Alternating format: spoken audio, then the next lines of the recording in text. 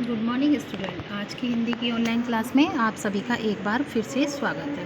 बच्चों, आपकी मासिक परीक्षाएं समाप्त हो चुकी हैं और अब पुनः आपकी कक्षाएं प्रारंभ हो रही हैं। तो आज हम आपके हिंदी के काव्य खंड के कविता स्वदेश प्रेम के लेखक पंडित राम नरेश त्रिपाठी, कवि राम नरेश त्रिपाठी जी के जीवन परिचय का अध्ययन करेंगे। तो आइए देखते हैं राम नरेश त्रिपाठी जी का जीवन परिचय।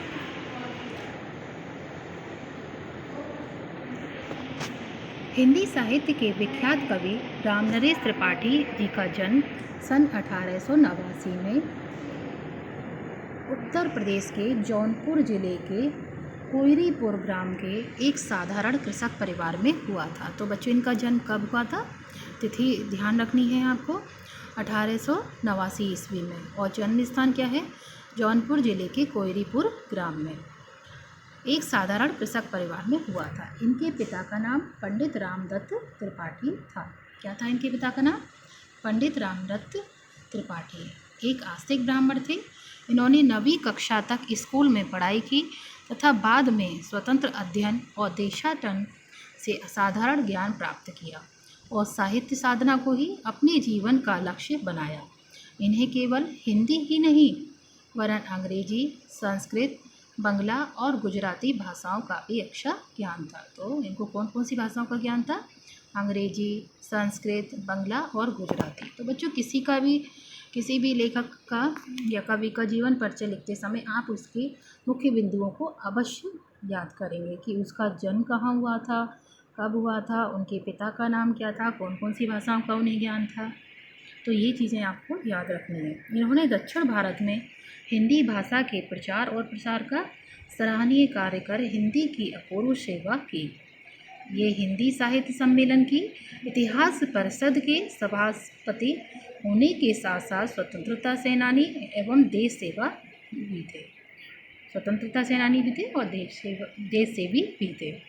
साहित्य की सेवा करते करते सरस्वती का ये वरद पुत्र सन 1962 में स्वर्गवासी हो गया। तो बच्चों, इनकी मृत्यु कब हुई? 1962 में। तो ये जो मुख्य बिंदु हैं इनको आप अलग से लिख लेंगे कि इनका जन्म स्थान, पिता का नाम और इनकी मृत्यु। दूसरा, किसी भी लेखक की जीवन परिचय लिखते हैं तो बच्चों उसकी रचनाएं भी हमको मुख्य रूप से याद करनी होती हैं, क्योंकि रचनाओं से संबंधित प्रश्न आते हैं और वैसे भी जब हम जीवन परिचय लिखते हैं तो हमें उसकी कवि की, लेखक की उस रचनाएं बतानी पड़ती हैं, तभी हम अच्छे नंबर प्राप्त कर सकते हैं। तो आइए देखते हैं त्रिपाठी जी ने कौन कौन सी रचनाएं लिखी। त्रिपाठी जी श्रेष्ठ कवि होने के साथ साथ बाल साहित्य और संस्मरण साहित्य के लेखक भी थे। नाटक, निबंध, कहानी, काव्य, आलोचना और लोक साहित्य पर इनका पूर्ण अधिकार था। इनकी प्रमुख काव्य रचनाएं हैं। तो आइए देखते हैं खंड काव्य। तो कौन कौन से खंड काव्य राम नरेश त्रिपाठी जी के हैं? पथिक, मिलन और स्वप्न। तो 3 हो गए ये, पथिक, मिलन और स्वप्न। ये 3 क्या है? इनके खंड काव्य। ये 3 प्रबंधात्मक खंड काव्य हैं। इनकी विषय वस्तु ऐतिहासिक और पौराणिक है, जो देश प्रेम और राष्ट्रीयता की भावना से ओतप्रोत है। मुक्तक काव्य मानसी फुटकर काव्य रचना है। तो एक काव्य रचना क्या होगा इनकी? मानसी। तो पहले 3 क्या थे खंड काव्य? पथिक, मिलन और स्वप्न। ये 3 रचनाएं थी, ये खंड काव्य थे। और अब क्या है? मुक्तक काव्य मानसी। ये फुटकर काव्य रचना है। इस काव्य में त्याग, देश प्रेम, मानव सेवा और उत्सर्ग का संदेश देने वाली प्रेरणापद कविताएं संग्रहित हैं। तो ये मानसी इनका मुक्तक काव्य है। इसमें क्या है? देश प्रेम और मानव सेवा से संबंधित संदेश देने वाली प्रेरणा इसमें संग्रहित की गई है। लोकगीत, ग्राम्य गीत लोकगीतों का संग्रह है। और ग्राम गीत क्या है? इसमें जो लोकगीत हैं वो ये ग्राम गीत जो इनकी रचना है इसमें संग्रहित किए गए हैं। इसमें ग्राम्य जीवन के सजीव और प्रभावपूर्ण गीत हैं। इनके अतिरिक्त त्रिपाठी जी द्वारा रचित प्रमुख कृतियाँ और भी हैं, लेकिन आप ये मुख्य कृतियाँ हैं इनकी, इनको याद करेंगे। क्या क्या थी?